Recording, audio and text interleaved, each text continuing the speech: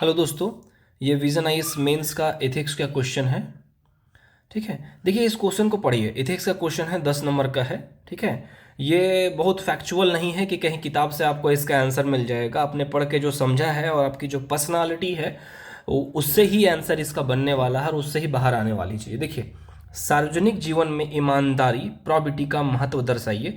सार्वजनिक जीवन में ईमानदारी का क्या महत्व है? ठीक है, कुल मिला के यहाँ पे डेफिनेशन दे सकते हैं आप। क्वेश्चन का दूसरा डिमांड, शासन में ईमानदारी सुनिश्चित करने की क्या अपेक्षाएं हैं? शासन में ईमानदारी क्यों एक्सपेक्ट की जाती है? ठीक है, इस संदर्भ में भारत भारत की प्रमुख, देखिए 3 क्वेश्चन डायमेंशन समझिए। पहला डायमेंशन डेफिनेशन, क्या ईमानदारी क्यों एक्सपेक्ट की जाती है, इसके समय में इसकी चिंताएं क्या है और इसका उपाय। एक तरह से देखिए 5 डायमेंशन टच करना। अगर 5 डायमेंशन आप सही सही टच करते हैं तो आपको 5 मार्क्स मिल जाएगा, क्वालिटी वाला। देखिए, अब देखिए यहाँ पर मैंने क्या लिखा, honesty is best policy. Start. ठीक है, यह कथन हर क्षेत्र में प्रासंगिक है, चाहे वो शिक्षा, प्रशासन, राजनेता, देशभक्ति, परिवार, किसी भी क्षेत्र से संबंधित क्यों ना हो। मतलब हॉनेस्टी इज बेस्ट पॉलिसी, यह कथन हर क्षेत्र में प्रासंगिक है। ठीक है, देखिए इन्होंने सुझाव दिया है यहाँ, ईमानदारी को परिभाषित करने का प्रयास करें।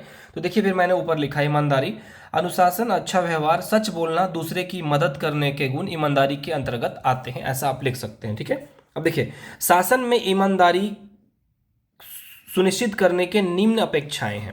पहला, यह व्यक्ति को योग्य बनाता है, शासन का संचालन प्रभावी होता है, जनता का शासन पर भरोसा कायम रहता है।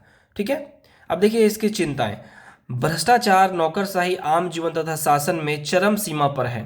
ठीक है, यहाँ पे भ्रष्टाचार कॉमा होगा, मैंने कॉमा नहीं दिया। मतलब कि जो भ्रष्टाचार है, नौकरशाही आम जीवन तथा शासन में चरम सीमा पर है। बिल्कुल है। ठीक है, आप अगर करप्शन नहीं है तो ऊपर का पैसा नीचे आने में इतना टाइम क्यों लगता है? ठीक है, जो आप डायरेक्ट बेनिफिट ट्रांसफर हो रहा है ऑनलाइन के माध्यम से, इससे पहले तो नहीं था।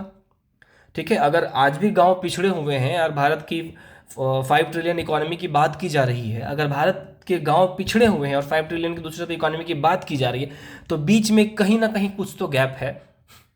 ठीक है, तो उस गैप को फिल करना होगा, या राजनेताओं की इच्छाओं की कमी है। तो देखिए इसमें कमी कहाँ होता है दोस्तों, कि जब आप सक्सेस को या तरक्की को, क्योंकि प्राइवेटाइजेशन को जो ग्रामीण लोग हैं पूरी तरह से समझ नहीं पाते हैं। ठीक है, और इसीलिए भारत में अभी पूरी तरह से प्राइवेटाइजेशन थोप देना समझदारी भी नहीं है। ठीक है, तो हर क्षेत्र में है भ्रष्टाचार। सेकंड पॉइंट, देश को अंदर से खोखला करता है।